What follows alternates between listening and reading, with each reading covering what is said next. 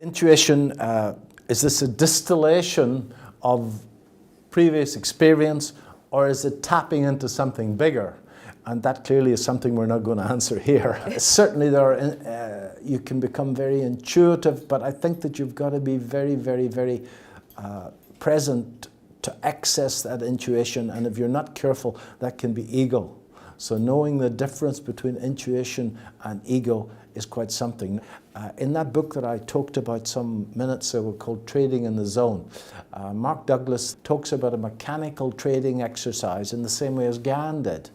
And then he makes the point that after you've made money using a fairly mechanical plan, and the next chapter after the mechanical plan is the intuitive chapter.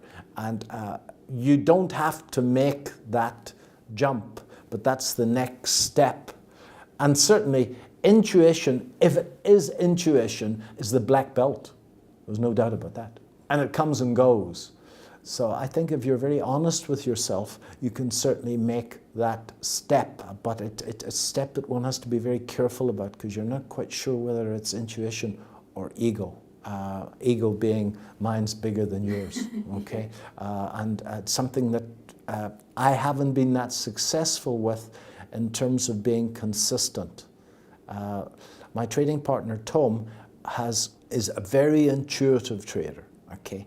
And I'll be sitting waiting for the market to come to a level to buy, and he's shouting from the other side of the room, just buy the bloody thing. I'm very much more a tick the boxes type trader, and maybe that comes from the engineering background.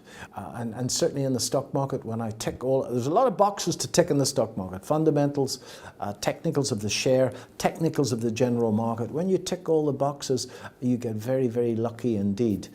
When I stick to my patterns, my Fibonacci patterns, and you only need that one pattern, except that you'd get very bored just trading one pattern. When I stick to that, then things go well.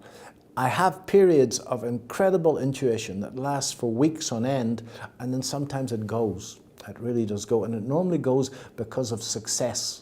Okay, and that little pituitary gland is pumping out all this stuff into your bloodstream. You think you're God, and all of a sudden the Grim Reaper comes along.